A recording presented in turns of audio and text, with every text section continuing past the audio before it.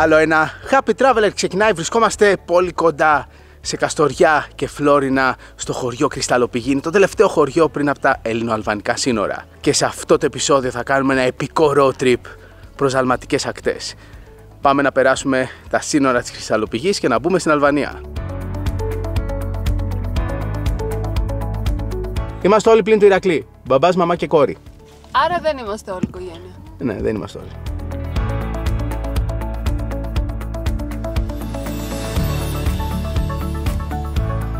Πριν ξεκινήσουμε από τη βάση μας, ετοιμάσαμε το εκδρομικό μας ψυγιάκι με τα αγαπημένα μας προϊόντα, για να έχουμε κάτι να τσιμπήσουμε στη διαδρομή.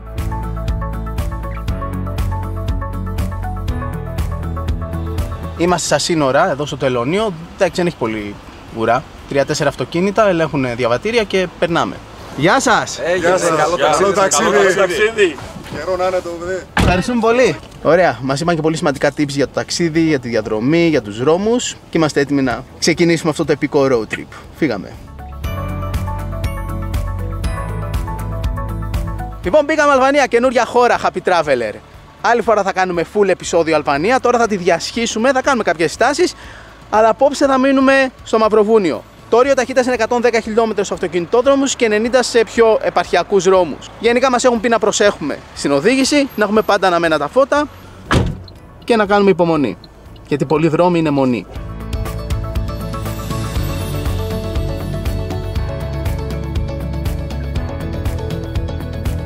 Είμαστε στην πρώτη μικρή πόλη που συναντάμε στην Αλβανία, την Πίλιστ. Θέλουμε να πάρουμε μια τοπική κάρτα SIM για να έχουμε ίντερνετ. Ακόμα και αν θα κάτσουμε μόνο μια μέρα Αλβανία, ούτε καν μια μέρα, θέλουμε να έχουμε ίντερνετ στο κινητό για το δρόμο και αν χρειαστεί να ψάξουμε κάτι, να επικοινωνήσουμε κτλ.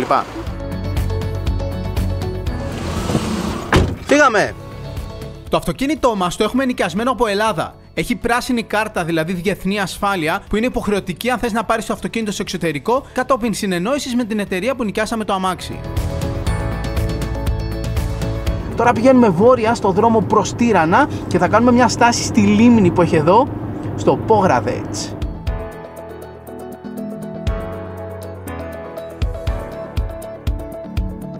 Είμαστε λίγο έξω από την πόλη Πόγραδετς και αυτή είναι η λίμνη Οχρίδα. Είναι μία από τις πιο παλιές και βαθιές λίμνες σε όλη την Ευρώπη. Στα ανατολικά της Αλβανίας υπάρχουν δύο λίμνες, η Οχρίδα και λίγο πιο νότια η Μεγάλη Πρέσπα που κομμάτι της ανήκε στην Ελλάδα. Εδώ είναι πολύ τουριστικό μέρος για την Αλβανία. Έχει πάρα πολλά ξενοδοχεία, εστιατόρια και εδώ από πάνω είναι το Τρίλον που είναι ένα εθνικό πάρκο με πάρα πολύ ωραίο φυσικό περιβάλλον. Πάμε να το δούμε.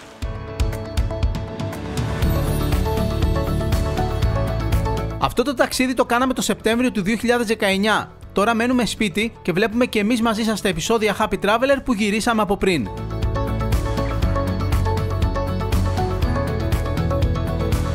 Τώρα κάνουμε εδώ μια μικρή στάση, παίρνουμε ανάσες, ξεπιανόμαστε και συνεχίζουμε. Θα πάρουμε τον δρόμο που πηγαίνει παράλληλα με τη λίμνη από τη δυτική πλευρά, θα περάσουμε από Ελμπασάν και θα κατευθυνθούμε προς Τύρανα.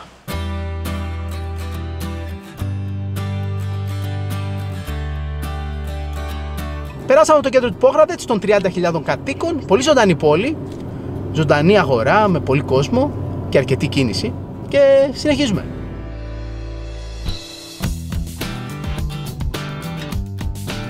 Φύγαμε από τη λίμνη, συνεχίζουμε τώρα δυτικά, κόψαμε μέσα, πηγαίνουμε προς Ελμπασάν και Τύρανα και περνάμε από διάφορες μικρές πόλεις που έχουν περίεργα κτίρια, έτσι μισοδιαλυμένα, αλλά το ενδιαφέρον είναι ότι ο δρόμος περνάει μέσα από πόλεις και χωριά και έτσι έχει ποικιλία το ταξίδι.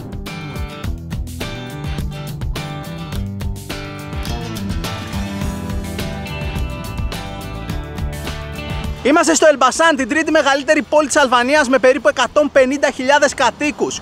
Όπως κοιτάς στο χάρτη της Αλβανίας, το Ελμπασάν είναι ακριβώς στο κέντρο. Αυτό είναι το κάστρο του Ελμπασάν που χτίστηκε τον 15ο αιώνα και γνώρισε τη μεγαλύτερη ακμή του το 17ο αιώνα. Σήμερα είναι το πιο σημαντικό αξιοθέατο της πόλης. Μπροστά από το κάστρο βρίσκεται η μεγάλη πλατεία της πόλης. Βασικά είναι ένα όμορφα διαμορφωμένο πάρκο.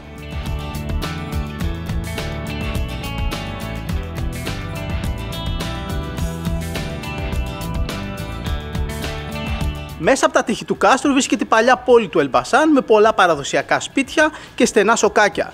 Έχουν χτιστεί όμως και αρκετά μοντέρνα κτίρια, μεταγενέστερα, και έτσι έχει χαλάσει ο αυθεντικός χαρακτήρας αυτής της παλιάς πόλης.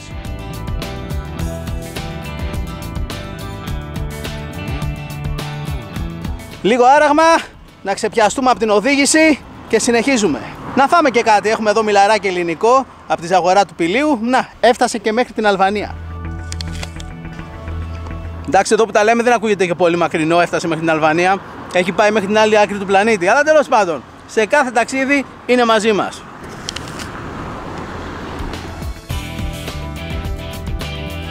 Ωραία, φεύγουμε τώρα από Ελμπασάν και πηγαίνουμε προς την πρωτεύουσα της χώρας. Πάμε προς Τύρανα. Από το Ελμπασάνο στα Τύρανα ήταν το μοναδικό σημείο της διαδρομής μας μέσα από την Αλβανία που είχε μεγάλο αυτοκινητόδρομο.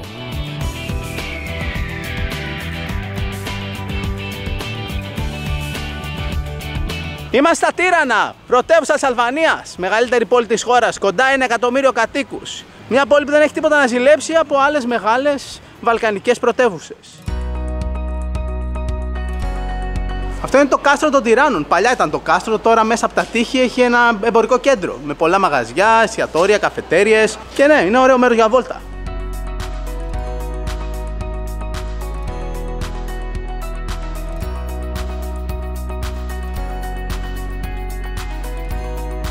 Εδώ είμαστε στο πιο κεντρικό σημείο των Τυράννων.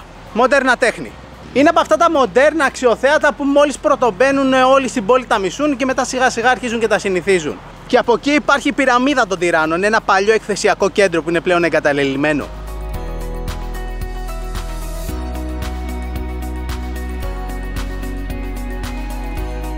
Το ποτάμι είναι ένα από τα στοιχεία που ομορφαίνουν την πόλη των Τυράννων. Βασικά εδώ στο κέντρο με όλα αυτά τα πάρκα και το ποτάμι περνάει, τα πολλά δέντρα και τα παλιά σπίτια που βρίσκονται δεξιά και αριστερά από τις όχθες του ποταμού, γενικά πιστεύω ότι είναι το πιο ωραίο σημείο της πόλης.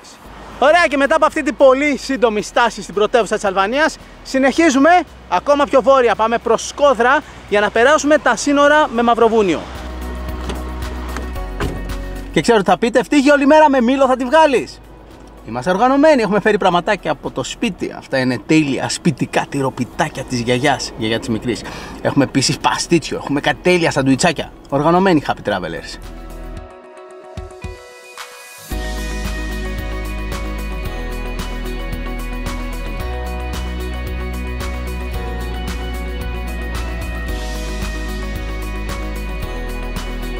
Αυτό εκεί πάνω είναι το κάστρο της Σκόδρας. Για την ακρίβεια λέγεται κάστρο Ροζάφα. Το κάστρο είναι χτισμένο πάνω στο λόφο που ελέγχει το πέρασμα του ποταμού που καταλήγει στη λίμνη. Τη λίμνη της Σκόδρας. Κοιτάξτε πόσο τέλειες πηγαίνουν οι πάπιες. Όλες μαζί, οικογένεια μεγάλη. Αυτή δεν είναι μόνο μια οικογένεια, είναι και ξαδέρφια και θείοι, όλοι μαζί. Ναι, πάνε σε κανένα γάμο μάλλον.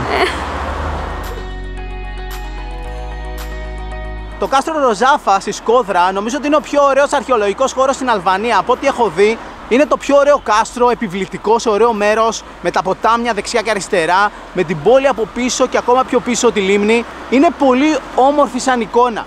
Αν θέλεις να πας να το επισκεφθείς, πρέπει να αφήσεις το αυτοκίνητο και να περπατήσεις σχετικά αρκετά σε σχέση με άλλα παρόμοια κάστρα που έχουμε πάει. Άρα πήραμε μια γεύση, το είδαμε το κάστρο από ψηλά, μπαίνουμε πάλι στο αμάξι και συνεχίζουμε το road trip. Σε περίπου μισή ώρα θα είμαστε στα σύνορα. Πάμε Μαυροβούνιο.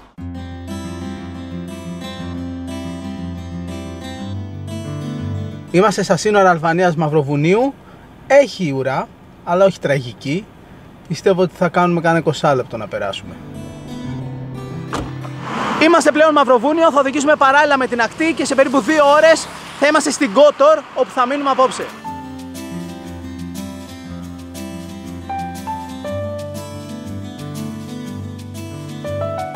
Φτάσαμε, εδώ θα μείνουμε απόψε. Είμαστε περίπου 1 χιλιόμετρο από την παλιά πόλη της Κότορ. Πάμε στο δωμάτιο. Welcome to Montenegro is dobrodošli our language. Kalimera, kalinihta. Thank you. Ωραία, τακτοποιηθήκαμε. Είναι λίγο μικρό το δωμάτιο, αλλά χωρέσαμε. Όλοι καλοί χωράνε. Και 40 ευρώ αυτό το δωμάτιο. Έκανε 40 ευρώ. Κοιμόμαστε τώρα. Καληνύχτα.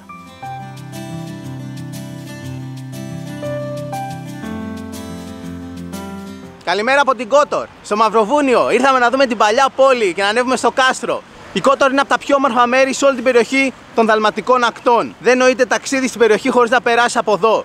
Από τη μια μεριά είναι το ποτάμι και από την άλλη θάλασσα. Βασικά αυτή είναι η Αδριατική θάλασσα, αλλά εδώ μέσα είναι ο κόλπος της Κότορ, που μοιάζει με λιμνοθάλασσα. Είναι ένα τεράστιο φιόρδ. Συνήθως φιόρδ συναντάμε πιο βόρεια. Και εδώ έρχονται πάρα πολλά κρουαζιερόπλια. Είναι από τους πιο δημοφιλείς προορισμούς για στάση κρουαζιερόπλιου.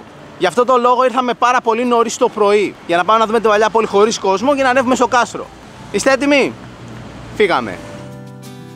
Thank you. Bye bye. Ωραία, πήραμε πληροφορίες. Πάμε να ανέβουμε πάνω. Το πρωί που ακόμα δεν έχουν έρθει τουρίστες, το σκηνικό στην παλιά πόλη της Κότορ είναι πολύ ατμοσφαιρικό. Πάντα η πρότασή μας είναι πως αν θέλετε να δείτε ένα μέρος χωρίς κόσμο, να πηγαίνετε πολύ νωρίς το πρωί. Έχει και χάρτη στα ελληνικά. Μου είπε ότι θέλεις περίπου 20 λεπτά να ανέβεις μέχρι την εκκλησία στη μέση και 45 λεπτά για να φτάσεις μέχρι πάνω, μέχρι το κάστρο.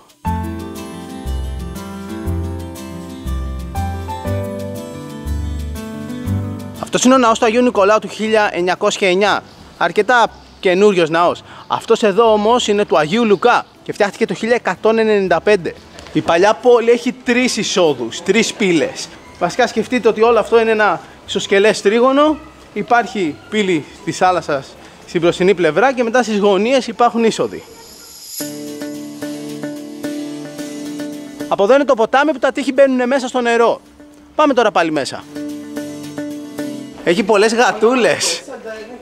Και για την ακρίβεια έχει και μουσείο γάτας εδώ πέρα στην παλιά πόλη του Κότορ. Εντάξει, περιττό να πούμε πως όλη η παλιά πόλη και το κάστρο έχουν ανακηρυχθεί μνημεία παγκόσμιας πολιτιστικής κληρονομιάς UNESCO.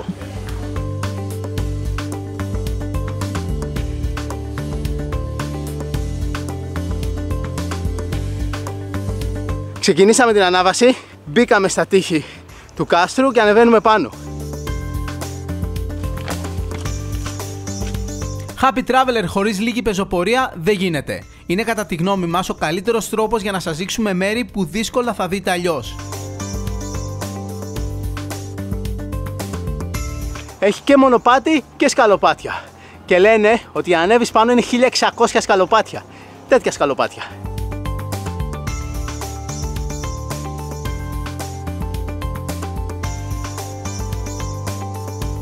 Φτάσαμε κάπου στη μέση διαδρομής. Αυτός είναι ο Ιερός Ναός της Παναγίας Σεραπεύτριας.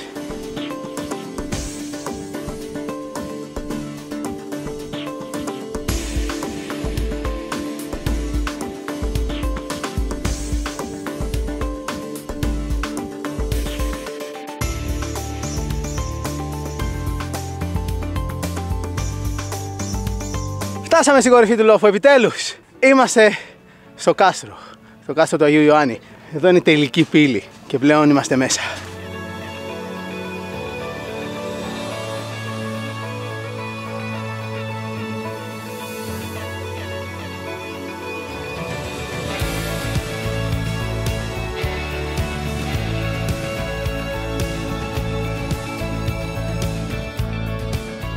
Έχει θέα 360 μοίρες.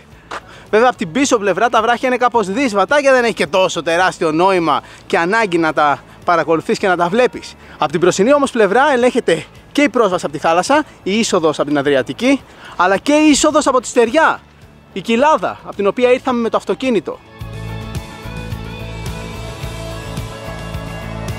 Αυτό είναι το ψηλότερο σημείο που μπορείς να φτάσεις. Για την ακρίβεια εδώ.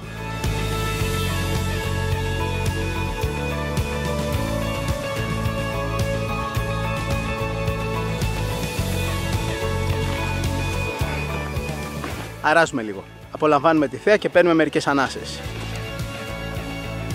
Να φάμε και κάτι γιατί κάψαμε πολλές θερμίδες ανεβαίνοντας, πιστεύω συμφωνείτε. Λοιπόν, αυτά είναι με πίτουρο και από σιτάρι και από κρυθάρι και από βρώμη. Είναι γεμιστά με κρέμα καρύδας, είναι και νόστιμα, αλλά είναι και πολύ υγιεινά επειδή έχουν φυτικές ίνες και σε χορταίνουνε, σε γεμίζουνε.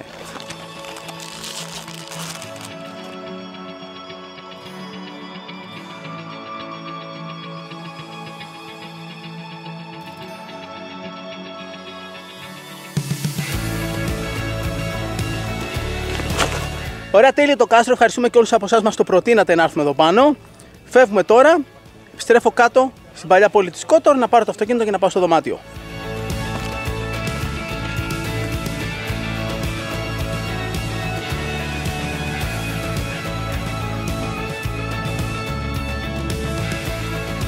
Αποχαιρετούμε το δωμάτιό μας στην Κότορ. Φεύγουμε από Κότορ και πηγαίνουμε βόρεια προς Κροατία. Αλλά θα κάνουμε μία-δυο στάσεις στη διαδρομή. Βασικά έχουμε να περάσουμε όλο το φιόρδο, όλο αυτόν τον κόλπο γύρω-γύρω περιμετρικά. Βάμος! Μπορεί αυτή την εποχή να μην ταξιδεύουμε, αλλά είναι η καλύτερη περίοδος για να ονειρευτούμε το επόμενο ταξίδι μας. Αν θέλετε κι εσείς να πάρετε ιδέες για μελλοντικά σας ταξίδια, μπείτε στο site του ταξιδιωτικού γραφείου με το οποίο συνεργαζόμαστε. Έχουν και μια πολύ καλά σχεδιασμένη εκδρομή σε δαλματικές ακτές και Σλοβενία, που πηγαίνει σχεδόν σε όλα τα μέρη που επισκεφθήκαμε κι εμείς σε αυτό το ταξίδι μας.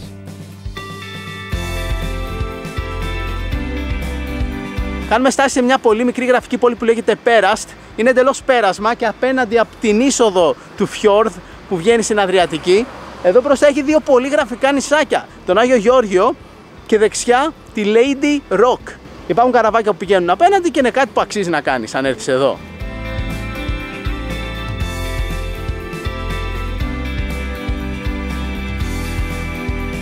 Πάμε στο νησάκι απέναντι, στην Παναγία του Βράχου. Το Πέραστ έχει περίπου 200 με 300 κατοίκους και έχει καμιά 20 εκκλησίες. Πολλές εκκλησίες αναλογικά με τους κατοίκους.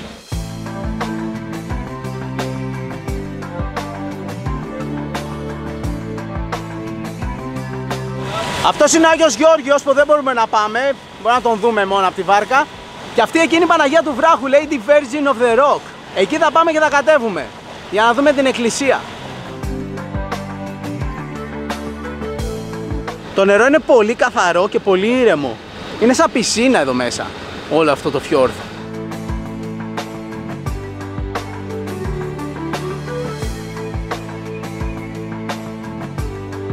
Να είμαστε στη Lady Virgin of the Rock, στην Παναγία του Βράχου.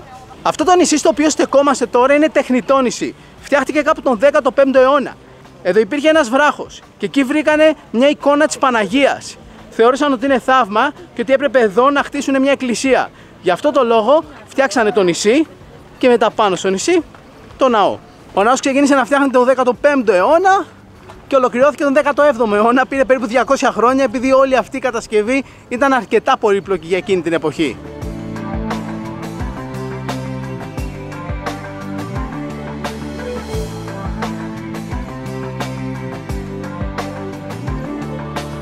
Πώς πάμε? Τέλεια. Το μωρό κοιμάται? Όχι βέβαια, ήρθαμε σε τόσο ωραίο μέρος και θα κοιμάται. Πάμε μια γρήγορη να δούμε και μέσα πώς είναι. Αυτή είναι η εικόνα που όταν βρέθηκε έγινε ο λόγος για να χτιστεί όχι μόνο η εκκλησία αλλά ολόκληρο το νησί. Υπάρχει και μουσείο εδώ πέρα.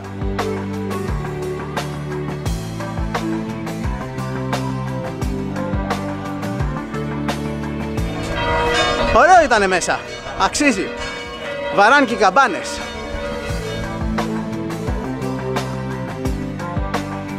Ωραία βόλτα ήτανε. Πάμε τώρα πάλι.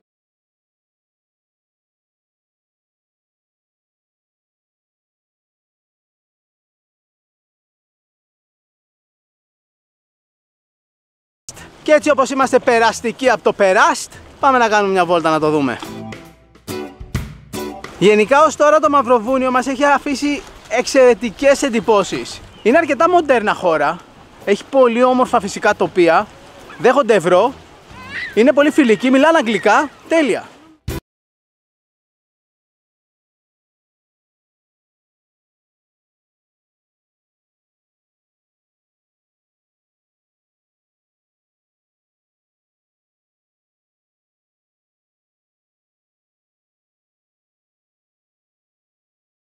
Εκτός από πολλές εκκλησίες έχει και πολλά ανάκτορα, καμιά δεκαριά, σαν αυτό εδώ.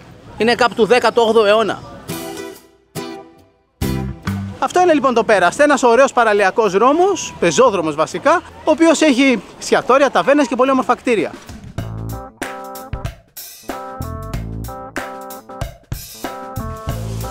Ώρα φαγητού.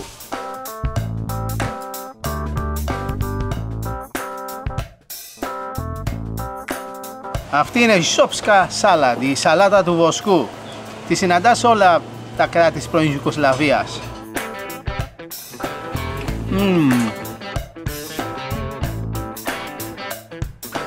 Αυτό είναι ένα τοπικό παραδοσιακό ορεκτικό που έχουν εδώ στις δαλματικές ακτές και είναι πατάτες με σπανάκι. Καλό είναι. Dalmatin σκοβάριο. Σκοβάριο, έτσι λέγεται. Dalmatin σκοβάριο. Δεν έχει ούτε ξύδι, ούτε σκόρδο, ούτε κρεμμύδι, ούτε τίποτα. Ωραίο. Η Ηλέκτρα Φλόρικα κοτοπουλάκια. Εγώ κανονικά. Πατατούλες, κοτοπουλάκια και θελαστικά. Αυτό εδώ το πιάτο λέγεται μπουζάρα. Βασικά μπουζάρα είναι η σάλτσα με το κρασί.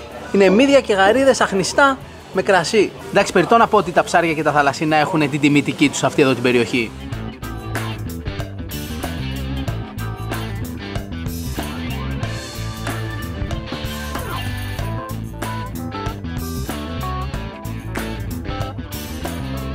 Να πάρουμε κανένα σουβενίρ από το Μαυροβούνιο πριν να αναχωρήσουμε.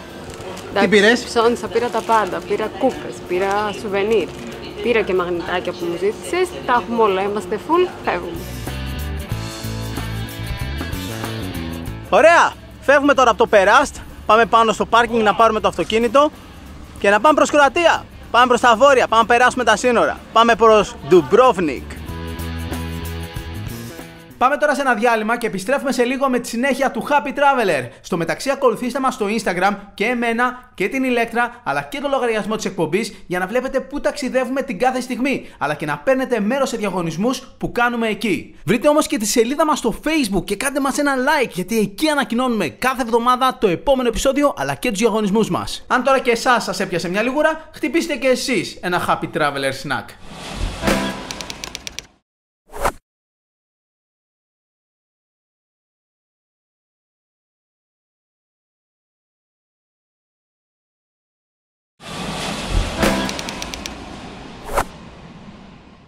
Επιστρέψαμε στο Happy Traveler και πριν πάμε πίσω στο ταξίδι μας πίνουμε ένα καφέ. Και όχι ό,τι και ό,τι καφέ, αυθεντικό ιταλικό καφέ. Καφέ με κορυφαίο άρωμα και εξαιρετική γεύση. Γιατί το απογευματάκι θέλει Happy Traveler ταξίδι και καφεδάκι. Επιστρέψαμε στο ταξίδι μας, συνεχίζουμε το road trip στα Δυτικά Βαλκάνια και τις Δαλματικές ακτές. Βρισκόμαστε στην Κροατία και συγκεκριμένα λίγο έξω από το Ντουμπρόβνικ. Κάναμε check-in, μπήκαμε στο δωμάτιό μας και τώρα μπαίνουμε στο αμάξι και πηγαίνουμε να εξερευνήσουμε το Ντουμπρόβνικ. Πάμε πρώτα να το δούμε από ψηλά και μετά μέσα. Φύγαμε.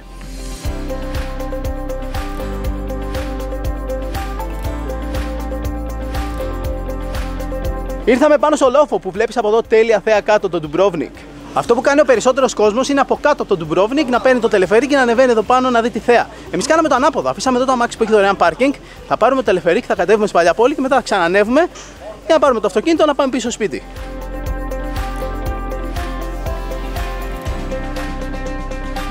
Πριν πάμε κάτω με το τελεφερίκ, ήρθαμε να δούμε τη θέα. Εδώ έχει ένα τεράστιο σταυρό και μια σημαία της Κροατίας και πολλούς τουρίστες.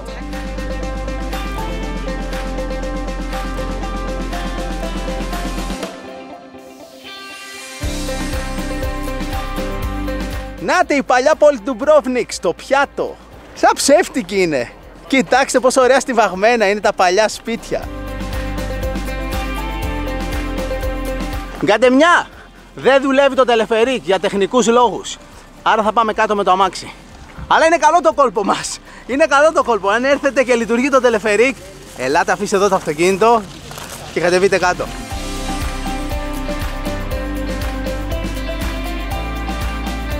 Λίγο πιο κάτω από την κεραία και το τελεφερίκ υπάρχει ένα άλλο σημείο με τέλεια θέα. Βασικά είναι ένα κομμάτι των παλαιών τυχών της άνω οχύρωσης του Ντουμπρόβνικ που σώζεται. Πάμε κάτω τώρα.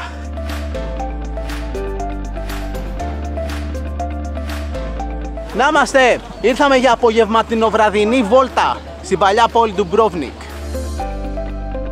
Αυτή είναι η Pilegate, η κεντρική πύλη της πόλης.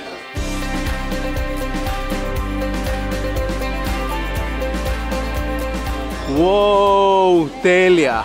Είχα καιρό να πάθω τέτοιο πράγμα με μέρος. Είναι σχεδόν συγκινητικό, δηλαδή πάρα πολύ όμορφο. Είναι σαν σκηνικό ταινίας. Είναι φανταστικό. Μου θυμίζει λίγο τα χωριά στη Τοσκάνη.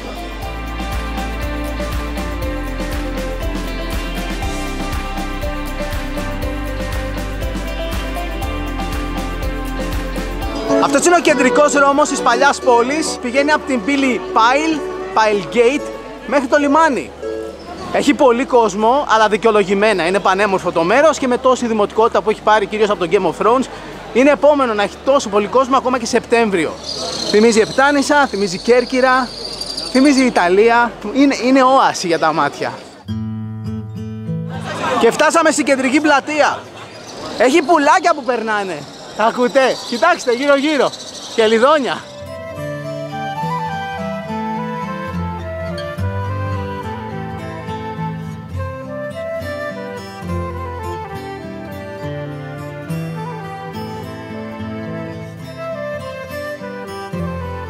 Με το που φύγεις από τον κεντρικό δρόμο και μπεις στα σοκάκια, ξεκινάνε τα σκαλιά.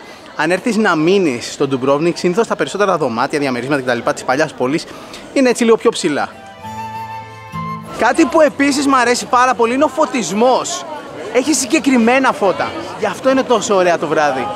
Είναι από τα μέρη που δεν έγιναν τουριστικά τζάμπα διάφορα. Τζάμπα και βερεσέ, είχαν λόγο. Η πραγματικότητα έτσι είναι κάτι ωραίο. Και απλώς το αναδεικνύει μια ταινία, μια σειρά ή οτιδήποτε. Μπήκαμε να δούμε και ένα κτίριο εσωτερικά.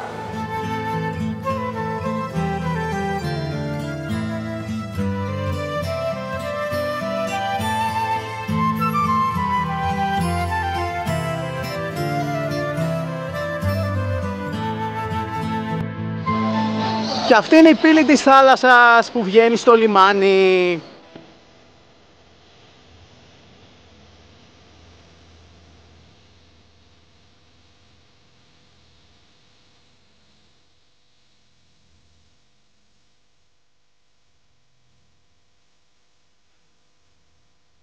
Έτσι πως είναι. Το πήραμε και φύγαμε. Ωραίο, Το πήραμε. Ξαναμπαίνουμε μέσα, από άλλη πύλη.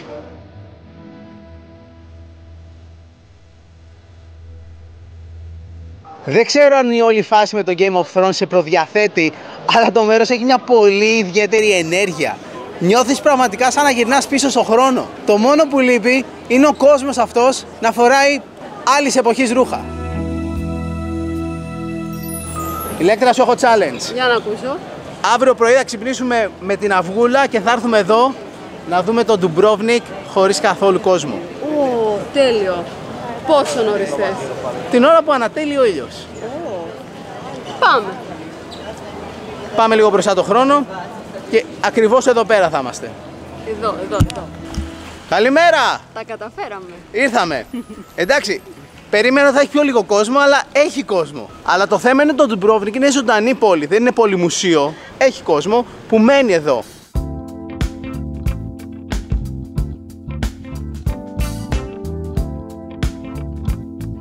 Όλα τα air condition της πόλης είναι στους μικρούς παράδρομους για να μην φαίνονται από μπροστά.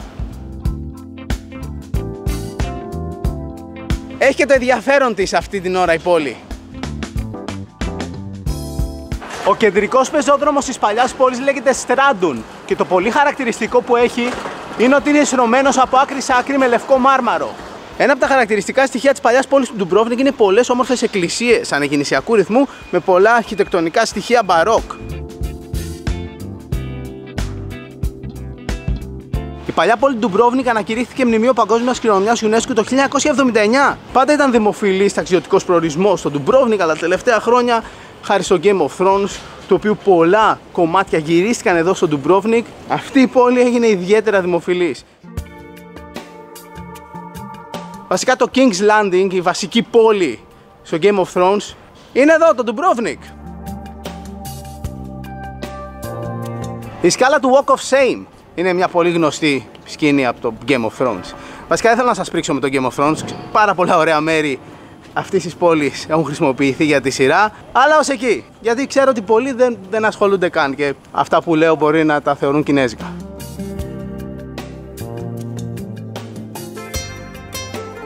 Διάλειμμα για φαγητό, κάτσαμε εδώ σε ένα κλειστό εστιατόριο επειδή είναι 7.30 το πρωί και ναι, τρώει μικρή στο εστιατόριο το Κυριλέ στο Ντουμπρόβνικ.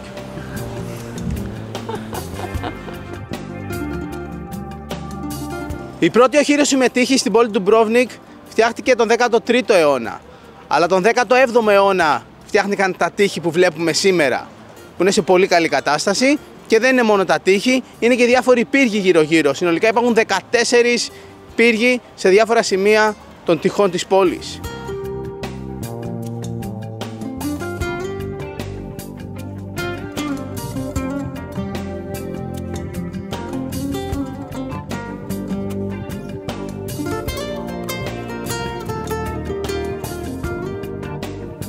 Άλλο ένα παράδειγμα ότι η παλιά πόλη του Ντουμπρόβνικ είναι μια ζωντανή πόλη. Λαϊκή αγορά.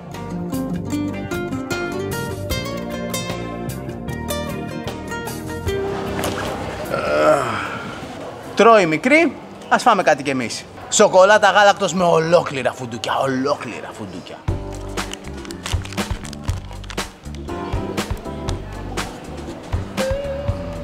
Τρώει ο μπαμπάς και στο παιδί δεν δίνει. Ξέρω τι λέτε. Περίμενε να μεγαλώσει λίγο και θα δούμε.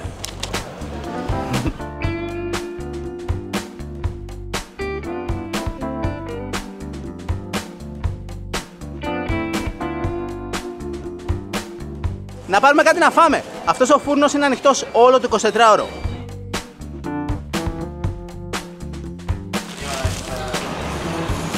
Ωραία, πήραμε διάφορα πράγματα να δοκιμάσουμε και να φάμε.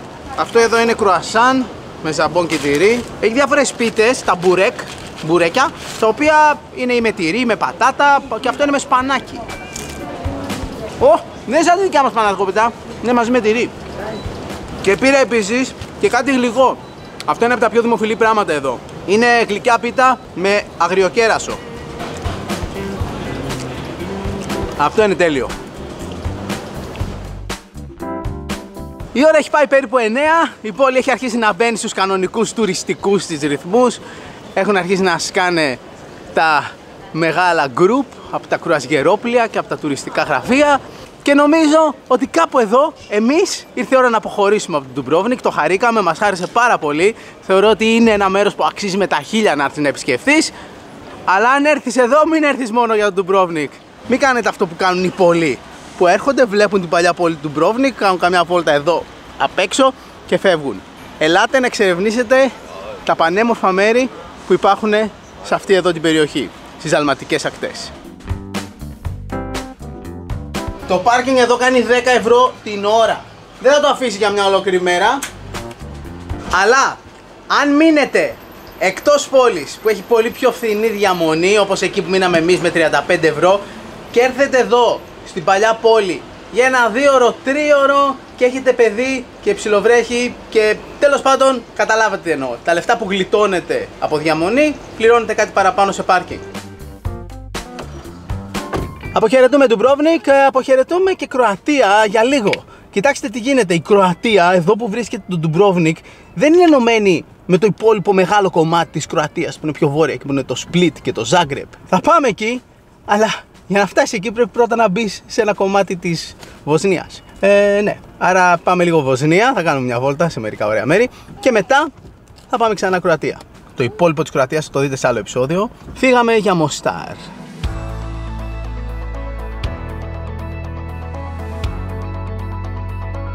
Σε αυτό το ταξίδι που κάναμε Δαλματικές Ακτές και Σλοβενία, ακολουθούμε κατά μεγάλο ποσοστό το πρόγραμμα του ταξιδιωτικού γραφείου με το οποίο συνεργαζόμαστε. Αν και εσάς σας ενδιαφέρει μελλοντικά ένα ταξίδι σε αυτή την περιοχή, μπορείτε να επικοινωνήσετε μαζί τους.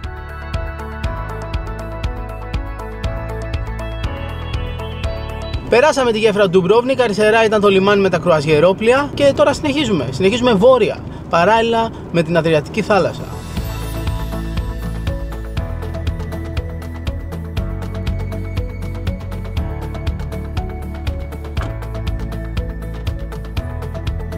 Είμαστε στην πόλη Νέουμ. Είναι η μοναδική παραθαλάσσια πόλη της Βοσνίας, της Βοσνίας Ερζεγοβίνης. Σε προηγούμενο ταξίδι παλαιότερα είχαμε πάει Βοσνία Ερζεγοβίνη, στη Σερβική Δημοκρατία της Βοσνίας. Δεν είχαμε έρθει σε αυτή εδώ την περιοχή, είχαμε πάει όμως στην πόλη Τρεμπίνιε που ήταν πολύ κοντά στο Ντουμπρόβνικ. Τώρα είμαστε ξανά στη χώρα Βοσνία Ερζεγοβίνη που βασικά έχει δύο οντότητες, έχει τη Βοσνία και την Σερβική Δημοκρατία της Βοσνίας. Και ναι, η πόλη Νέουμ είναι η πρόσβαση της Βοσνίας στην Αδριατική θάλασσα. Υπάρχει ένα σχέδιο να φτιαχτεί ένας δρόμος που θα πηγαίνει από αυτό το νησί και με γέφυρες θα ενώνει το πάνω κομμάτι της Κροατίας με το κάτω κομμάτι της Κροατίας που είναι το Ντουμπρόβνικ. Για να δούμε, θα γίνει ποτέ αυτό? Ωραία, φεύγουμε τώρα από Νέουμ, δεν φεύγουμε όμως από την Βοσνία Ερζεγοβίνη. Πάμε να δούμε τους καταράκτες Κραβίτσα.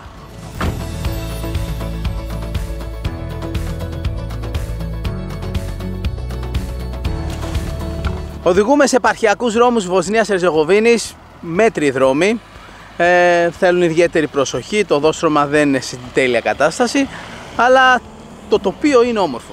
Θα πάμε περιμετρικά της λίμνης και σε κάνα μισάωρο από εδώ θα φτάσουμε στους καταράκτες. Συνεχίζουμε. Είμαστε σε πολύ καλύτερο δρόμο τώρα και πλέον είμαστε σε περιοχή της Ομοσπονδίας Βοσνίας, στις οποίες κάτοικοι είναι μουσουλμάνοι, γι' αυτό βλέπουμε και τζαμιά. Και έτσι ξεχωρίζει περιοχές. Οι Κροάτες είναι καθολικοί, έχει καθολικές εκκλησίες. Οι Σέρβοι της Σερβικής Δημοκρατίας της Βοσνίας είναι ορθόδοξοι χριστιανοί.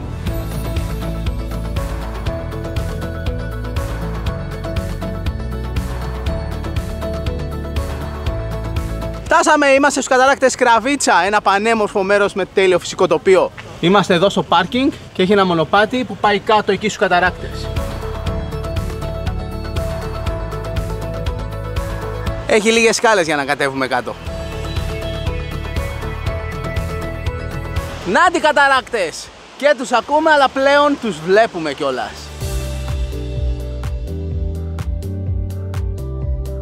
Εδώ είμαστε στο επίπεδο πάνω από το καταράκτη. Αυτό το νερό πηγαίνει εκεί και πέφτει κάτω. Πάμε από κάτω.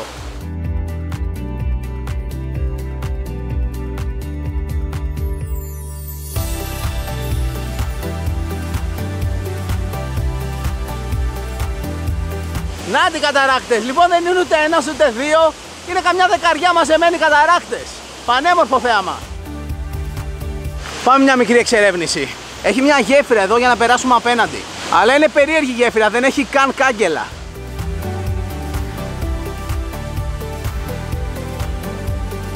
Κάνουμε μπάνιο σε αυτή τη λίμνη που δημιουργείται από τους καταράκτες. Ποτάμι βασικά είναι αυτό, το νερό περνάει και φεύγει. Αλλά εδώ δημιουργείται αυτή η πολύ όμορφη λίμνη.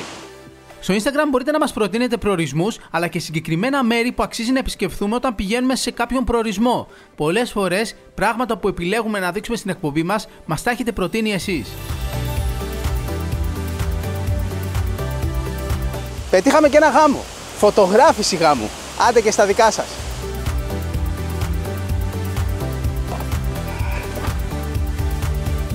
Ανεβήκαμε, αλλά πριν φύγουμε, να ράξουμε λίγο και να φάμε κάτι. Φάρμα ή τζατζίκι? Ιδού το ερώτημα. Φάρμα. Αυτό μια χαρά είναι. Τέλεια είναι να τρως στη φύση. Έχουμε ψωμάκι, ντομάτες, έχουμε φιλέτο γαλοπούλας και έχουμε τέλεια σαλάτα φάρμα υφαντής. Ωραία!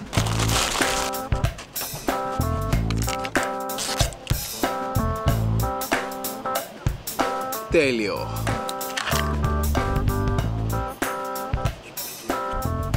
Το τέλειο απλό σάντουιτς με 4 υλικά, αν μετρήσουμε και το ψωμί. Και το έχω πει, ό,τι και αν φας στη φύση είναι πιο ωραίο. Αλλά η μαγεία είναι ότι την επόμενη φορά που θα φάω το συγκεκριμένο σάντουιτς στο σπίτι, θα θυμηθώ αυτή τη στιγμή. Θα θυμηθώ αυτό το ταξίδι. Μεγάλη δύναμη έχουν οι γεύσεις.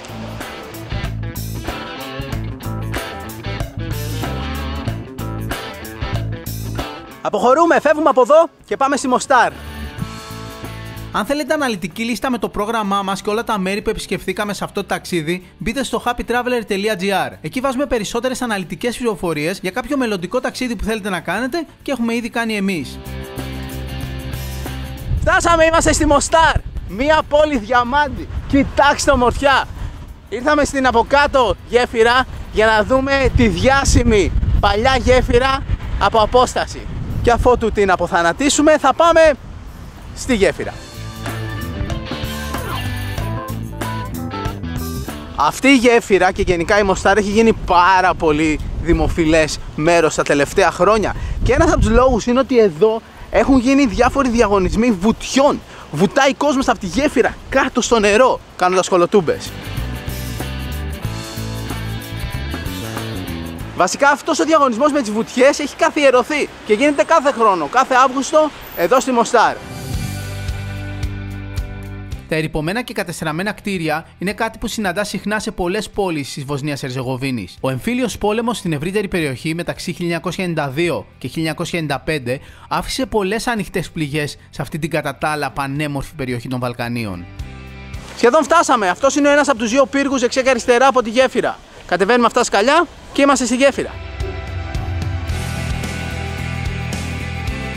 Ακριβώς δίπλα στη γέφυρα είναι η παλιά πόλη της Μοστάρ, με πολλά μικρά σοκάκια με μαγαζιά.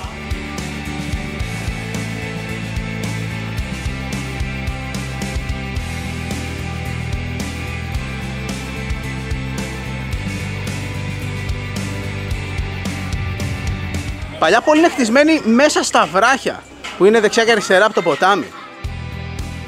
Τι έγινε, κολλήσαμε? Ναι, εμείς τώρα τρώμε άκυρο εδώ πέρα. Δεν είναι σαν το Ντουμπρόβνικ που ήταν λίγο. Όχι.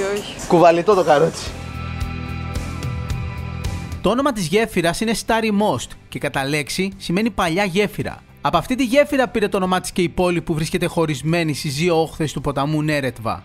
Η γέφυρα που βλέπουμε σήμερα είναι πιστό αντίγραφο της Οθωμανικής γέφυρας του 16ου αιώνα που αφού επέζησε 427 ολόκληρα χρόνια καταστράφηκε από κροατικές παραστρατιωτικές ομάδες κατά τον εμφύλιο πόλεμο της Βοσνίας το 1993. Ωραία είναι και πάνω στη γέφυρα, αλλά από τη γέφυρα λείπει κάτι, δεν βλέπεις τη γέφυρα. Και βγήκαμε από την άλλη πλευρά και εδώ έχει πολλά μαγαζιά. Νομίζω αυτό το ταξίδι στις δαλματικές ακτές με αυτή τη φανταστική τριπλέτα του Ντουμπρόβνικ, της Μοστάρ και της Κότορ ήταν το κάτι άλλο. Δεν θα μ' άρεσε αν είχαμε πάει μόνο σε μία από αυτές τις τρεις πόλεις και δεν θα μ' άρεσε αν έλειπε μία από αυτές τις τρεις πανέμορφες παλιές πόλεις. Κάθε μία με το χαρακτήρα της, με τα αξιοθέατά της και με την ομορφιά της.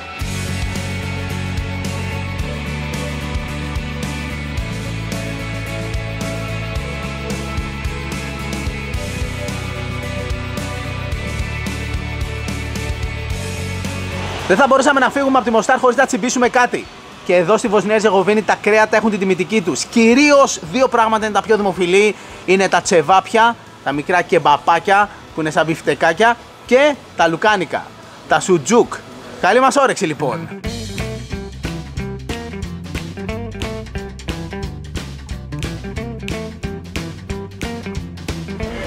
Είναι πάρα πολύ νόστιμα.